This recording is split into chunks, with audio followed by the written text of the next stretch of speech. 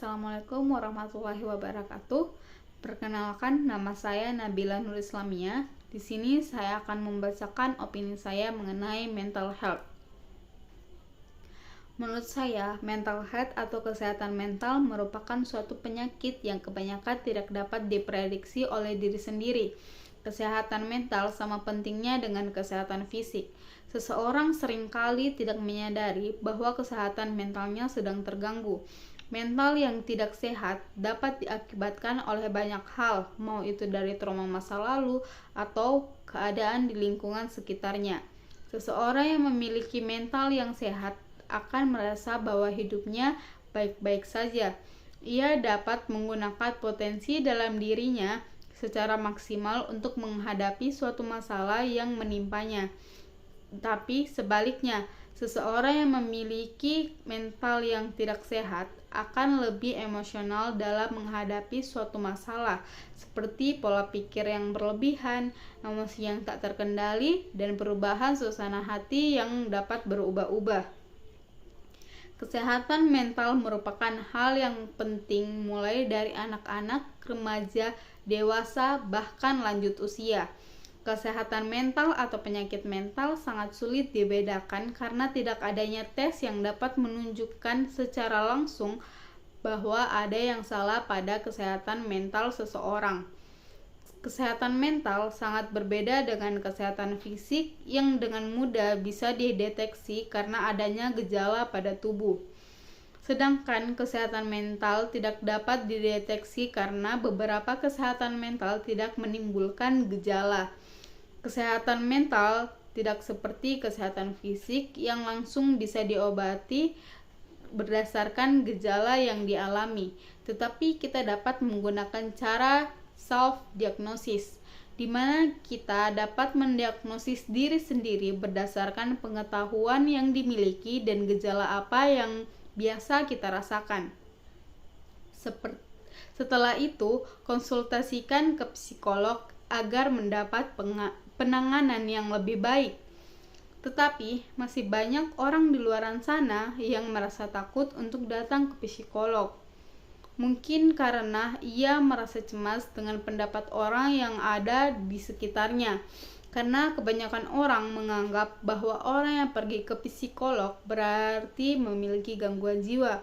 Karena penyakit paling umum yang diketahui orang awam hanyalah gangguan jiwa atau yang biasa kita sebut dengan gila. Penyakit mental yang paling umum adalah stres.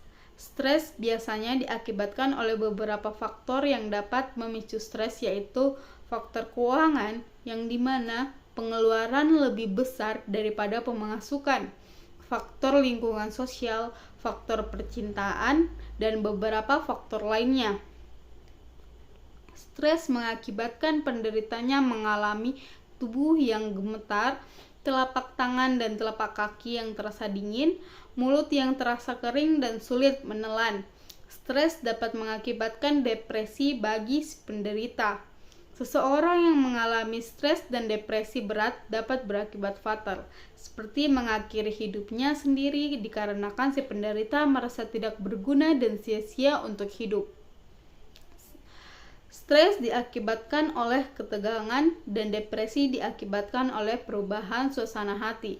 Penderita depresi seringkali merasa gelisah setiap saat, putus asa, atau putus harapan yang dapat memicu untuk mengakhiri hidupnya. Kita tidak bisa menutup kemungkinan bahwa sekarang banyak kasus bunuh diri yang terjadi. Seperti di beberapa pemberitaan media, bisa saja salah satu faktor bunuh diri diakibatkan oleh stres dan depresi berat yang diakibatkan oleh pola pikir yang berlebihan sehingga ia merasa cemas dan takut akan apa yang terjadi ke depannya. Atau bisa saja seseorang yang bunuh diri diakibatkan karena faktor tekanan lingkungan atau stres pasca trauma yang dialami kembali. Bahkan di luar sana banyak orang yang berpendapat bahwa orang yang mengakhiri hidupnya sendiri itu dikarenakan imannya lemah. Tapi menurut saya itu tidak. Karena yang saya ketahui, orang yang mengakhiri hidupnya sendiri itu hanya ingin suatu ketenangan, yang berarti semasa hidupnya dia tidak tenang. Mungkin saja dia memiliki tekanan yang sangat berat di kehidupannya, atau dia mempunyai suatu masalah yang menurutnya sangatlah berat dan dia tidak sanggup untuk memberitahu atau menceritakan semuanya yang dia rasakan kepada orang lain. Atau bisa saja dia tidak memiliki tempat untuk cerita, yang artinya dia menghadapi semuanya sendiri dan tidak mendapat dukungan dari siapapun. Kesehatan mental sering sekali disepelekan karena tidak memiliki dampak yang terlihat langsung atau tidak dapat dimengerti oleh orang awam. Kesehatan mental yang tidak sehat juga seringkali didapatkan karena pendapat orang lain, seperti contohnya body shaming, atau seorang teman yang mengutarakan suatu lelucon yang menggunakan fisik temannya sebagai bahan leluconnya tanpa memikirkan perasaan temannya sendiri. Tetapi menurut saya, seseorang yang melakukan itu terus-menerus sepenuhnya bukan salahnya, karena bisa saja dia berpikir bahwa teman yang menjadi bahan leluconnya itu tidak keberatan karena temannya juga ikut menikmati lelucon yang ia buat. Tetapi tidak menutup kemungkinan bahwa orang yang menjadi bahan lelucon bisa saja merasa sakit hati, tetapi dia tidak dapat mengutarakannya, sehingga ia hanya bisa tersenyum saat dirinya menjadi bahan lelucon seseorang. Tapi dia tidak berpikir bahwa dari senyumnya itu dapat membuat seseorang bisa menjadikan dia kembali sebagai bahan lelucon karena dia dianggap menikmati lelucon tersebut. Terkadang hal yang menurut kita sepele bisa saja itu berat untuk orang lain. Penyakit mental kebanyakan dialami oleh remaja yang beranjak dewasa, dikarenakan dia belum siap menghadapi masalah baru. Anak remaja cenderung masih labil untuk menentukan langkah apa yang harus diambil ke depannya. Bisa saja ia masih menyesuaikan keadaan, tetapi sudah harus menghadapi masalah baru yang mengakibatkan dia kepikiran dan tertekan karena belum siap secara mental. Mental yang tidak sehat juga biasa didapat dari dalam rumah yang sekarang lebih dikenal dengan broken home, yang dimana keadaan keluarga yang tidak harmonis. Banyak di luar sana orang tua yang tidak dapat mengerti keadaan anak mereka sendiri. Terkadang seorang anak hanya ingin diperhatikan walau hanya sekedar menanyakan apa dia sudah makan atau belum. Tetapi banyak orang tua yang menganggap itu hanya hal sepele yang tidak perlu dipertanyakan.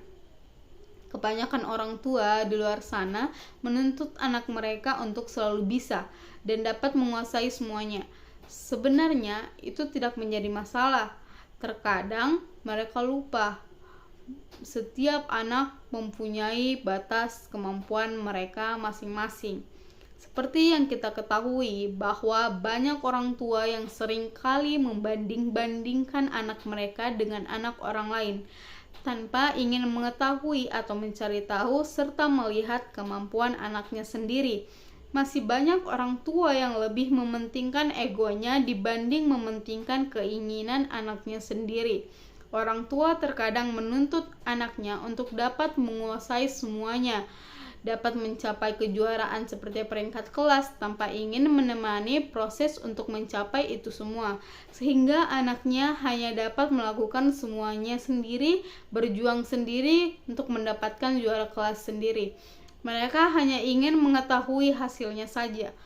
Belum lagi orang tua yang sibuk bekerja, mereka tidak memiliki banyak waktu untuk anaknya karena mereka sibuk dengan pekerjaan mereka. Mereka lupa bahwa anaknya membutuhkan peran orang tuanya sebagai tempat untuk menceritakan apa yang mereka jalani, apa yang mereka rasakan dan alami di kehidupan sehari-harinya. Menurut saya, setiap orang harus mengungkapkan apa yang mereka rasakan.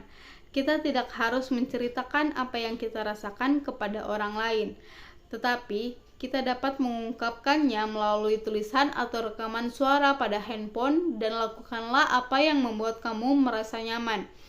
Tidak semua pendapat harus kamu terima, tidak semua kritikan harus kamu dengar. Biarkan orang lain berpendapat, mengkritik tentang kehidupan kamu, dan jadikan itu sebagai pacuan untuk lebih baik ke depannya.